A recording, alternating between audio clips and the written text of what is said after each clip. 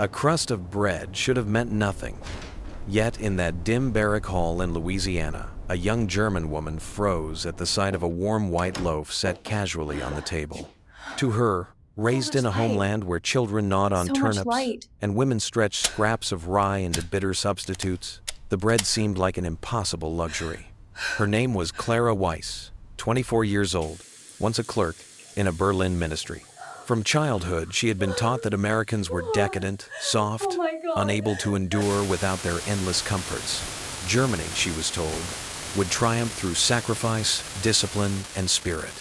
In her classrooms, teachers praised thin soups as proof of strength, and newspapers boasted that the Reich's people could survive on less because their will was unbreakable. That is why the loaf of bread on a prisoner's table cut deeper than any weapon.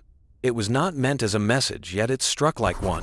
Clara touched it hesitantly, half convinced someone would snatch it away or mock her for believing it was real. But no one did.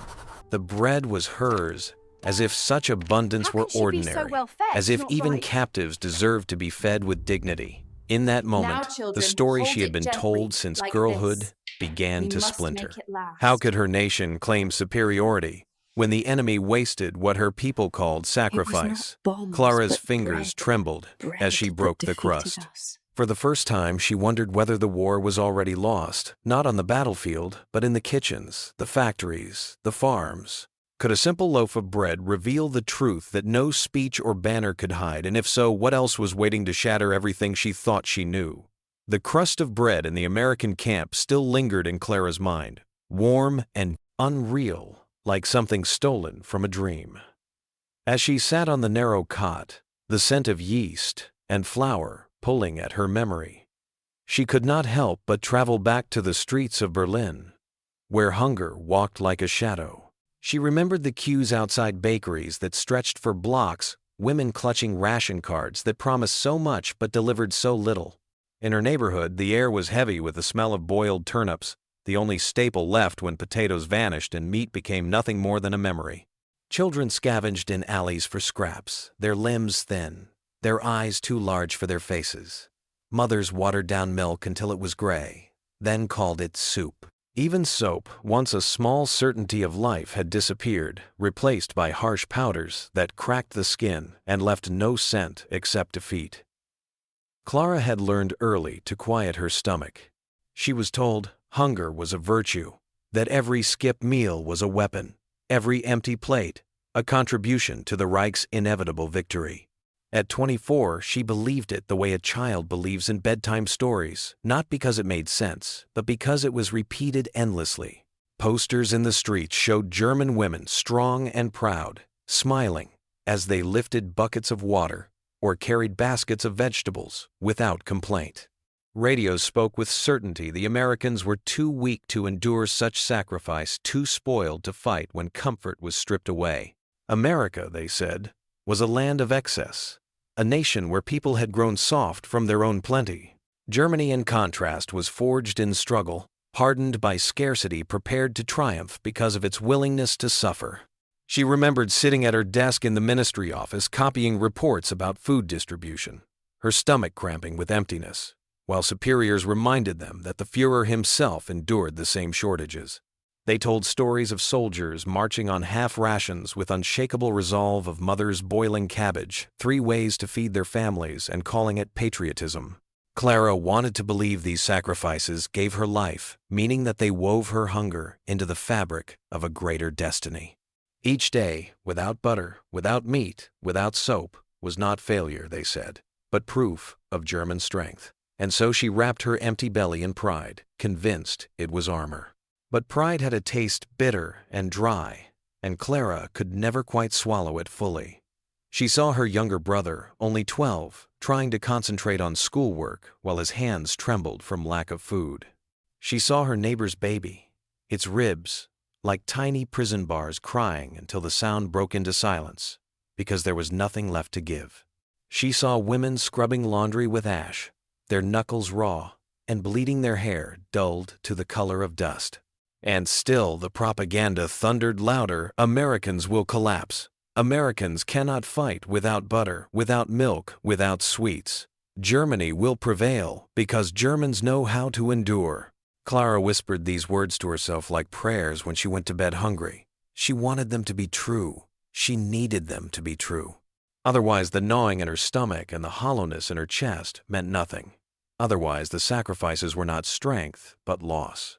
Yet deep inside, a seed of doubt had been planted. She remembered hearing in hushed tones that across the ocean, American farmers produced so much grain, they sometimes fed it to animals.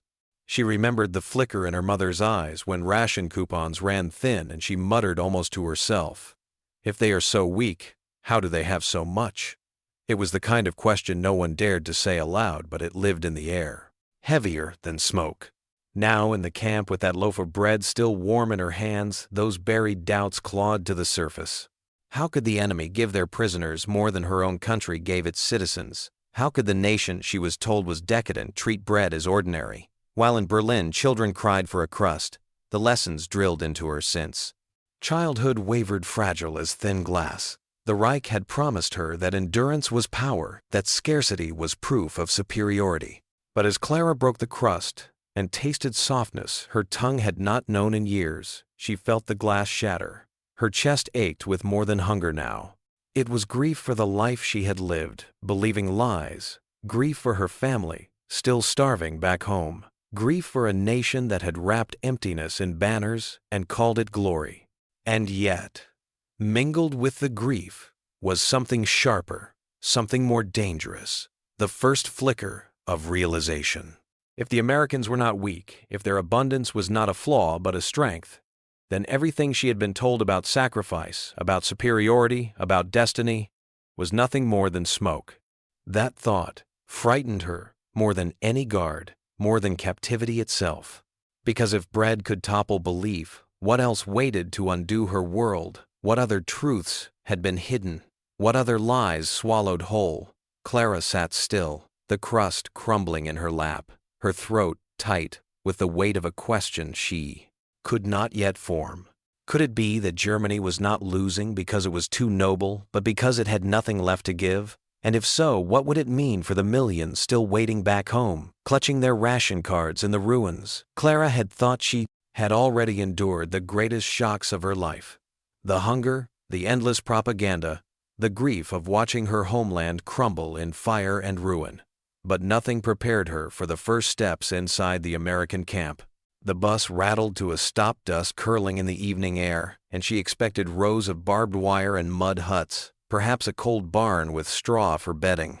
Instead, the guards led the women into long, sturdy buildings that had once housed American soldiers. The air smelled faintly of soap and wood polish, not filth. Inside were neat rows of iron-frame beds, each one made with a mattress, clean sheets, and a pillow. For Clara, who had spent the last months on damp floors and splintered boards, the sight alone felt like an insult. How could captivity look gentler than freedom at home? Her hands shook as she touched the edge of the mattress, half convinced it would vanish beneath her fingers. But it was real soft and steady. Some of the women whispered nervously, exchanging glances that darted like birds caught in a trap. They had been warned of American cruelty, told that life in enemy hands would mean degradation and torment. Yet here was a bed that looked kinder than any she had seen in Berlin since the war began. Suspicion wrapped itself around her relief. Surely this was a trick, who would display for their eyes only a cruel game meant to weaken them. That night, the first shock came. A single bulb hung from the ceiling. Clara had grown used to darkness after sundown, to rationed hours when electricity flickered uncertainly and vanished without warning. She reached for the switch almost without thinking, a habit she thought had died in her. The light bloomed instantly, steady and obedient, as if no war existed at all. She gasped, flipping it off, then on again, waiting for a siren, for a shout, for someone to punish her for wasting power. Nothing came.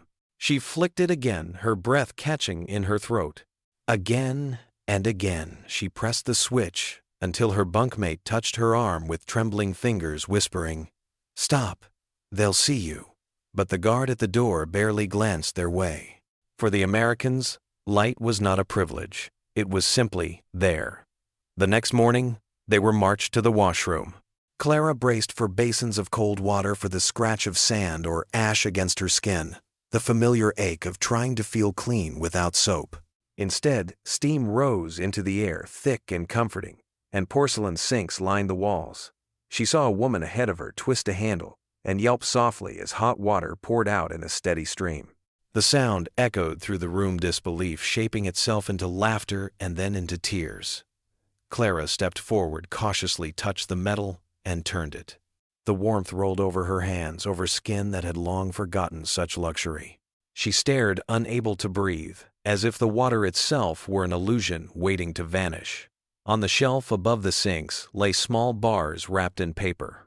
Clara reached for one, her pulse hammering in her ears. The paper tore open, and a fragrance rose up clean, sharp, almost sweet. Soap. Not the gray crumbling powder they had been told was good enough for German women. Not the ash that burned skin raw. A bar whole and smooth pressed into her palm, as though it were the most ordinary thing in the world. She clutched it tightly, afraid it would be taken away. The women looked at one another, eyes wide, with the same fear this could not be real. One muttered that it was surely a trick, a way to soften them for interrogation. Another whispered that the bars must be poisoned. Clara herself felt torn between gratitude and dread. If she allowed herself to believe in this abundance, what would happen when it was snatched away? And yet as she rubbed the soap between her hands and saw the white lather bloom, she could not hold back a sob. The scent filled her lungs, the foam slipped between her fingers, and she felt the walls of propaganda begin to crumble. Still, she fought the thought, no, this was staged. The Americans wanted them to think life was easy here, that captivity was mercy, that their homeland had failed them. It had to be psychological warfare. Clara told herself this as she rinsed her hands beneath hot water, as she breathed in the fragrance she had almost forgotten existed. But the longer she stood there, the harder it became to cling to that story. Because the guards did not laugh. They did not sneer or mock their astonishment. They handed out towels without comment, as if all of this were nothing at all. Walking back to her barrack, Clara carried the soap wrapped in a corner of her dress like a treasure. Around her, the other women did the same, silent and shaken. Some cried openly. Others clutched their bars to their chests, like children holding toys for the first time. The shock of it rippled through the group, stronger than hunger, stronger than fear. Clara lay awake that night, staring at the ceiling where the bulb glowed softly. She turned the bar of soap over in her hands again and again, feeling its weight, its smoothness, its defiance of everything she had been taught. Was this captivity? Was this the enemy she had been warned against? Her chest ached with confusion, her mind spinning with questions that refused to rest. If this was a trick, why did it feel more real than anything she had lived through at home? If this was a lie, why did it smell like the truth? And if soap and light could undo her certainty so quickly, what else waited here to dismantle her? World. The bread had been the first crack, the soap the second, but it was the meals that broke everything wide open. Clara could still remember her first dinner in the American camp, sitting at a long wooden table, the overhead light humming steadily above her as if to mock all she had lost. The tray placed before her did not look like food meant for prisoners of war. A pork chop rested in the center, still warm and glistening beside a mound of potatoes whipped smooth with butter. There were green beans, bright and fresh, not the wilted scraps she had grown used to in Berlin. A thick slice of bread lay beside a small square of yellow butter, and at the edge of the tray an apple gleamed red under the light. When a guard set down a glass of milk full and cold, Clara's throat closed around a sob she could not swallow. Around her, the women sat frozen, their hands hovering above the trays as if touching the food might make it vanish. For years they had told themselves that Americans could never endure hunger, that their wealth and decadence were weakness. Yet here in the heart of captivity, abundance spilled casually onto metal trays more than any of them had seen in years. One woman pushed her plate away, tears streaming down her face as she whispered that it had to be a trick. Another stared with fury, her knuckles white, as she gripped the edge of the table, muttering that their leaders had lied to them, had sent them into ruin, while keeping the truth hidden. Still others clung stubbornly to their pride, insisting this was staged, that tomorrow the guards would feed them scraps to prove their superiority had not been broken. But the scraps never came. The next morning, Clara awoke to eggs and toast jam, spread thick and sweet, and coffee that smelled stronger than anything she had ever tasted. At lunch, there was stew rich, with meat and vegetables so filling she could not finish her portion. And on Friday, as if to drive the point deeper into their bones, the women were given bowls of ice cream.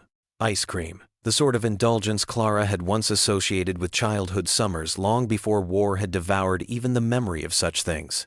She stared at the cold white scoop, her spoon trembling in her hand, unable to reconcile the image of Berlin children starving with this simple, ordinary luxury. Each meal, carved at the walls of her belief. If America could afford to feed its prisoners this way, what must it be feeding its own citizens? How could her nation, told endlessly that sacrifice was strength, ever hope to fight an enemy that treated abundance not as treasure, but as routine? She thought of the Ruhr Valley, where factories had once poured smoke into the sky before bombs turned them to rubble. The Reich had called it the heart of German industry, the proof of their power. Yet she overheard an American guard speak casually of a single power plant in Texas that dwarfed the entire valley. Not one city, not one nation, but one county had more electricity than the ruins of her homeland. The comparison struck like lightning. It was not just food or soap or light. It was an entire world built on a foundation her people had never been allowed to see. Some of the women wept openly, their faces buried in their hands as they admitted to themselves that their leaders had betrayed them. They had been told they were superior chosen, destined to rule. Yet what kind of superiority left its children gnawing on turnips while the enemy's prisoners ate meat? Others burned with anger, pacing the barracks at night, cursing the lies that had demanded so much sacrifice. A few clung to stubborn faith, whispering to one another that it was all illusion, that America's plenty was nothing but a facade. But the longer they stayed, the harder it became to cling to that fragile shield. Reality pressed itself into every bite, every sip, every bar of soap. For Clara, the collapse was quiet and devastating. She would sit at the table, spoon in hand, and feel the betrayal spread through her chest until she could barely breathe. She thought of her mother, her neighbors, her brother, all still in Germany, their bellies empty, their hopes fed on words instead of food. How could she ever face them again? How could she explain that in the heart of enemy captivity she had lived better than they had in freedom? The questions gnawed at her relentless. If America's strength was not weakness, if sacrifice was not superiority, then what else had been a lie? Was the Reich's entire promise nothing but smoke? And if so, what was left for those who had given everything, believing in a destiny that had never been real? The women in the camp no longer saw themselves as mere captives. They were witnesses to a truth too vast to ignore. Every meal became evidence. Every plate of food another page in a book that rewrote their lives. The Reich had demanded faith, but here in the ordinary abundance of their enemy faith dissolved.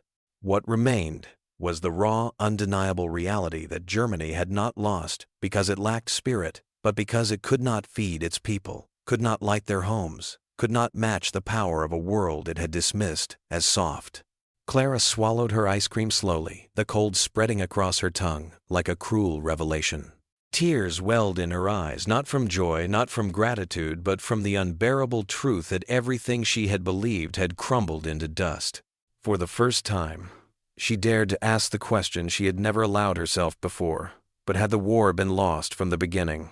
Not in the trenches or in the skies, but in the kitchens, the factories, the farms, and if so, what future was left? For a nation built on lies.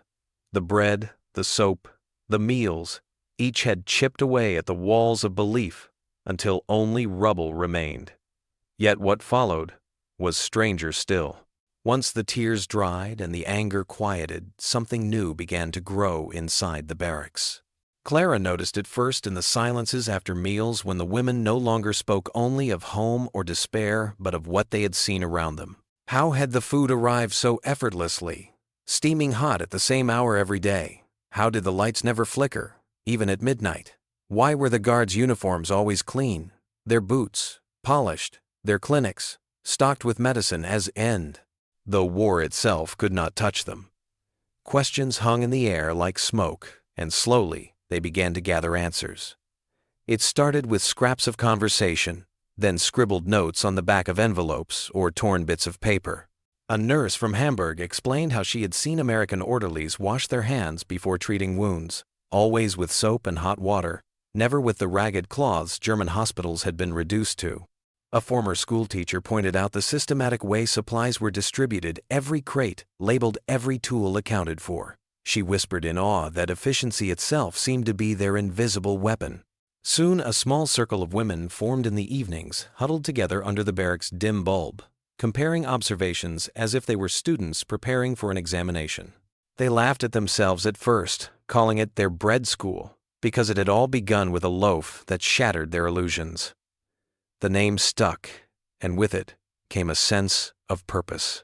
Each woman contributed what she could. A medical worker taught the basics of sanitation. She had witnessed an engineering student sketch diagrams of power lines and transformers. She glimpsed beyond the fences. A secretary carefully recorded every detail in precise handwriting. The barrack became more than a shelter. It transformed into a classroom born out of captivity. Clara found herself caught between sorrow and wonder. She had been raised to see learning as duty, service to the Reich, never as freedom. Yet here, stripped of certainty, she felt her mind open in ways she had not known before. She sat cross-legged on her cot, with a stub of pencil, writing down what she had noticed about the kitchens, the way food was stored cold, the way trays were washed in boiling water, the way waste was carried off swiftly, so nothing festered.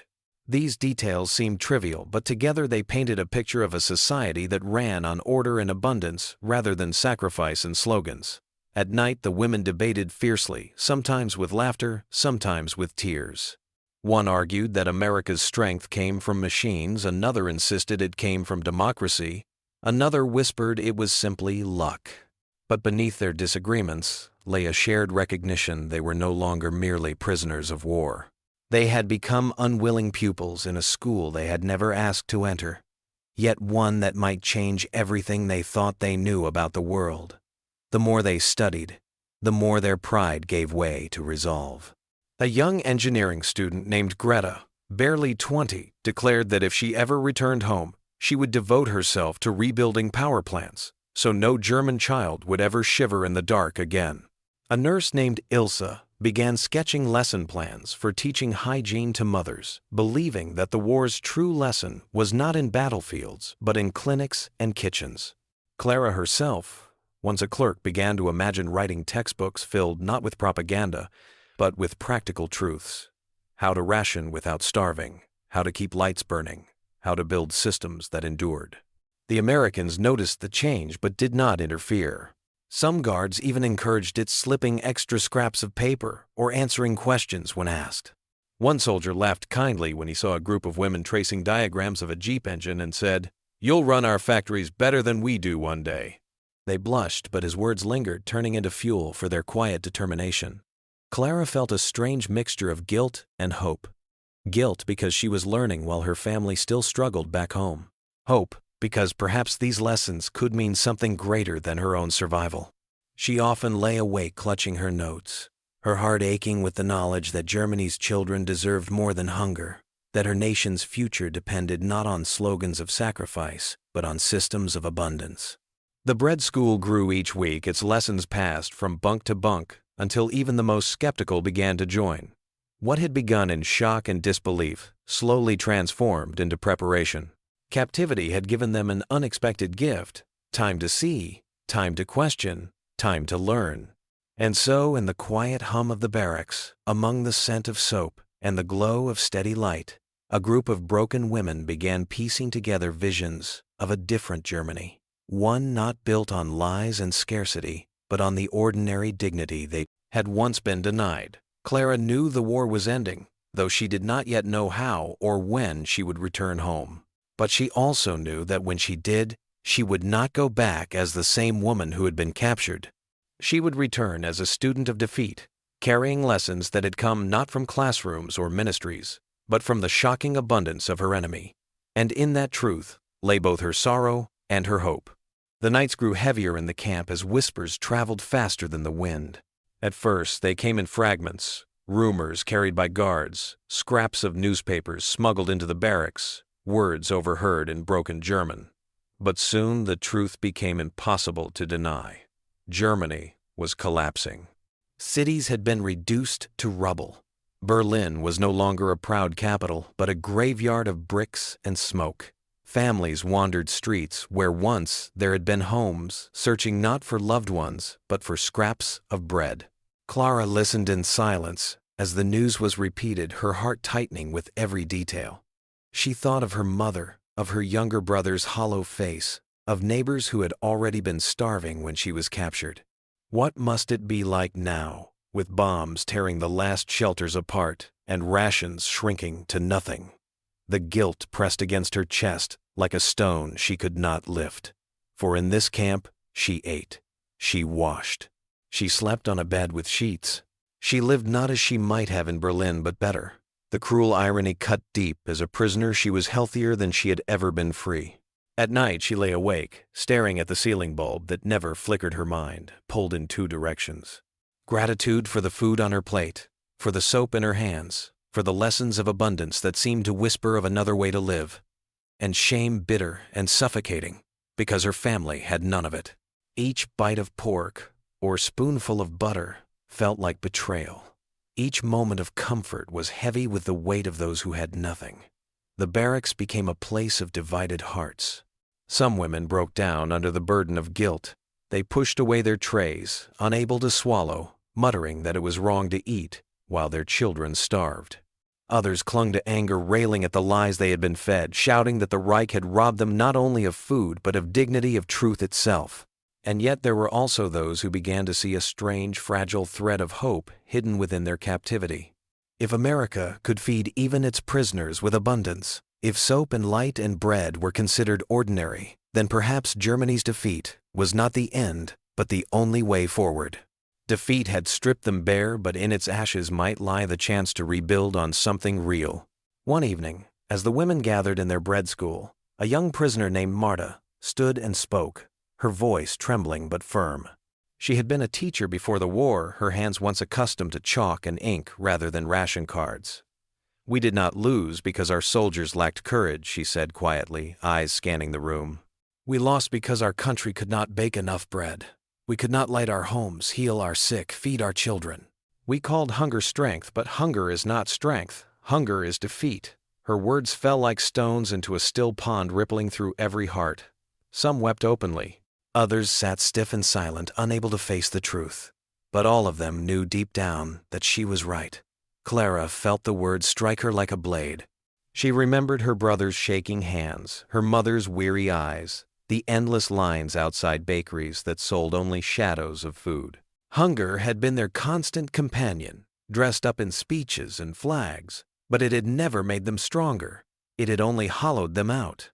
And now, sitting with a full stomach in a camp thousands of miles from home, she realized how deep the lie had run. Her tears blurred the page of her notebook as she scribbled Marta's words down, unwilling to let them vanish into the night. Yet, alongside the grief came resolve. If hunger was defeat, then learning was survival. The women began to speak more openly about the future, no longer just whispering, but planning. They dreamed of schools where children would eat without fear, hospitals where soap and clean water were not luxuries, homes where light burned without ration cards. They spoke of rebuilding Germany not as it had been proud and blind, but as it could be humble and whole. Each conversation was a fragile act of defiance against despair, a refusal to let guilt drown them. Still, the conflict gnawed at them. Clara sometimes found herself clutching her bar of soap as though it were both a gift and a curse. She wanted to send it home, to press it into her mother's hands, to scrub away the years of deprivation, but she could not. All she could do was hold it tight and promise herself that one day, if she survived, she would make sure no German woman ever had to marvel at something so simple again. The camp's routine went on: meals, lessons, nights of restless sleep. But beneath it all, the women carried a storm of emotions. Shame and hope, grief and resolved sorrow for what had been lost, and a desperate determination to build something new. They no longer saw themselves as only prisoners. They were witnesses, students, and perhaps future architects of a different Germany. Clara often repeated Marta's words in her mind, whispering them like a vow. We lost because we could not make bread. It was not weakness to admit it. It was truth. And in truth lay the only chance to rise again. She imagined standing one day in a rebuilt Berlin, not beneath banners and slogans, but in front of a bakery where children laughed as they held loaves warm in their arms. That vision was the ember she kept alive through the long nights of fragile light in the ruins of defeat. Hope did not erase the guilt. It lived beside it, sharp and aching, but it was hope nonetheless. And as Clara pressed her hand against the notebook where she had written Marta's words, she felt the faint stir of something she thought she had lost forever. Belief not in lies or promises, but in the possibility of a future worth living. 4. When the day of return finally came, Clara felt more fear than joy. The gates opened, the ship set sail, and the women were sent back across the sea to the country they had dreamed of in restless nights. Yet the Germany that waited for them was not the one they had left. It was a land of ruins, its cities, blackened and broken, its people hollowed by hunger. As Clara stepped onto the docks of Hamburg, she carried not only her belongings, but also the strange weight of her own body, healthy, fed, stronger than she had ever been during the war. Around her, her countrymen stared at the former prisoners with suspicion. How could it be that those who had lived under the enemy's guard looked fuller, cleaner, even younger than the families who had endured freedom under the Reich's collapse? The whispers stung like knives, collaborators, traitors, women who must have bargained their dignity for survival. Clara kept her head down, her cheeks burning with shame, though she knew the truth was different. Still, truth alone could not shield her from judgment. Her mother wept when she saw her, both with joy and disbelief. She touched Clara's cheeks as though they were a cruel illusion, whispering, "You look so well, too well." The words carried both blessing and accusation. Her younger brother, frail and pale, stared at the coat. Clara wore an American issue warmer than anything he had owned in years. He did not speak, but his silence was heavier than any question. That night, as they shared a thin soup scraped together from barley and weeds, Clara could barely swallow. She had eaten so much in captivity meals that it felt like betrayal. Now, sitting across from her family's sunken faces, her guilt grew unbearable. She pressed her notebook against her chest, as if the lessons inside it could explain why she had returned stronger while her country had been left broken. The days after were the hardest. Neighbors whispered when she walked by. Old friends avoided her eyes. To them she was no longer simply Clara, but a woman who had seen too much of the enemy, who carried not only their clothing, but their abundance. Yet slowly in the cracks of this mistrust, she began to act. At the local school, she volunteered to help the teachers feed the children. The meals were meager, thin bread, sometimes a scrap of potato, but Clara remembered the trays in the camp, the way food was stored and distributed with efficiency. She began to organize the kitchen, dividing portions carefully, making sure nothing went to waste. Within weeks, children who had once left hungry now licked their plates, cleaned their eyes a little brighter, their bodies a little stronger. The teachers watched in quiet surprise. Others among the returned women did the same. Ilse, the nurse from Hamburg, began working at a clinic. She taught mothers the importance of washing hands, of boiling water, of using soap whenever possible. At first, the women laughed bitterly. Soap, they said, had vanished years ago. But Ilse showed them how even ash and hot water could keep disease away until better supplies came. Slowly, infant fevers lessened, infections grew rarer. Marta, the teacher whose words had cut so deeply in the camp, stood once more in front of a classroom, this time teaching not slogans or empty promises, but lessons of nutrition, hygiene, and honesty. Strength, she told her students, is not hunger dressed as glory. Strength is the bread you eat without fear. Some women became journalists, writing quietly, but firmly, about the need to abandon illusions of sacrifice. They published small articles in local papers describing not their captivity, but the truths they had seen. Systems that worked, food for every family, lights that never dimmed. At first, their voices were dismissed, but over time, in the rubble of defeat, their words began to spread. In towns rebuilding under the Marshall Plan and schools rising from ruins and hospitals lit by steady power, the seeds of those lessons took root. For Clara, the transformation was slow and painful. She had once been only a clerk copying reports filled with lies. Now she found herself writing her own recording methods of food distribution sketches of sanitation systems, notes on how to organize a classroom meal. She carried her notebook like a relic, the same pages she had filled in the barracks of the bread school. Each line was a reminder that captivity had given her something strange and terrible knowledge her homeland had lacked. When others asked her why she worked so tirelessly, she only answered softly, "Because we lost, not from weakness of spirit, but from emptiness of stomachs." The women did not erase their guilt. They lived with it day by day, but they turned it into labor. They cooked in schools, they taught hygiene, they studied energy. They did not preach about America's greatness, nor did they betray their homeland. Instead, they whispered to themselves and to anyone who would listen that the future of Germany depended not on sacrifice, but on dignity. The dignity of children, eating of families, washing of homes lit against the dark. Years later, Clara sat at her own table in a rebuilt apartment in Hanover. Her hair had turned silver, her hands lined with time, but on the table before her rested a loaf of bread, golden and soft. Around her sat her grandchildren, laughing as they tore off pieces without hesitation, without fear that tomorrow would bring nothing. Clara watched them with tears in her eyes, hearing Marta's voice still echoing from the camp. "We lost because we could not bake bread." And she knew then that the lesson had not been wasted. She leaned closer, her fingers brushing the crust as though it were both memory and promise. In a voice trembling but steady, she whispered words she had carried for decades. It was not bombs that defeated us. It was the enemy's ability to make a full meal seem ordinary. Her grandchildren did not understand the weight of her words, not yet. But one day, she hoped they would. One day, they would know that the true legacy of their mothers and grandmothers was not shame, but the quiet rebuilding of a nation, where bread was no longer a miracle, but a birthright. And so the legacy lived on, not forged in fire or sacrifice, but in the ordinary abundance that had once shocked a young woman into seeing truth. For Clara, for all the women who returned, the war had ended not with surrender papers, but with a vow that no child of Germany would ever again look at a loaf of bread with wonder, but only with the simple comfort of knowing it would be there tomorrow. The story of Clara and the other German women who returned from American camps is more than a tale of prisoners and war. It is a reminder that history is not always written in battles and treaties, but in the smallest of things. A loaf of bread, a bar of soap, a light bulb that never flickered. What began as shock and disbelief slowly became a collapse of old beliefs, a crisis of conscience, and finally, a lesson that shaped their lives long after the guns fell silent.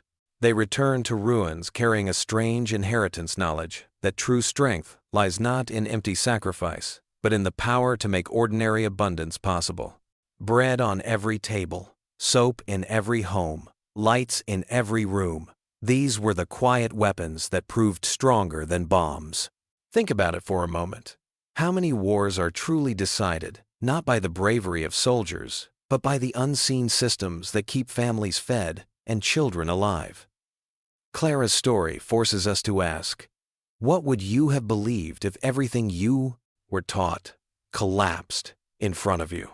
Would you cling to the lie, or would you dare to face the truth hidden in the most ordinary of objects? And this is where history becomes more than the past. It becomes a mirror. These women remind us that behind every photograph of ruins, behind every statistic of loss, there are human beings who discovered truths too powerful to remain buried. Their legacy was not betrayal, but rebirth. A quiet revolution born in barracks turned into classrooms, in guilt turned into resolve, in defeat turned into dignity. So I want to leave you with a challenge. What other hidden stories lie buried in the shadows of history, waiting to be uncovered? What secrets sit not in grand speeches or victories, but in everyday moments that change the world? If a loaf of bread could reshape a woman's private chasse, understanding of war. What could we learn if we looked deeper into the forgotten corners of the past? Drop your thoughts in the comments. Do you believe the true strength of a nation lies in its armies, or in its ability to provide the ordinary things of life? Share your perspective, and let's keep this conversation alive. And if you want to explore more stories like this, stories where history is not just remembered, but felt, make sure you follow along, because there are countless untold moments still waiting to be revealed. Stay curious, stay questioning, and never forget that sometimes the most extraordinary lessons are hidden in the most ordinary places. This is not the end of the story. It is only the beginning of uncovering the truths history still holds in silence. Would you like to know which forgotten detail of World War II turned out to be even more shocking than bread and soap? That's a story I'll share next time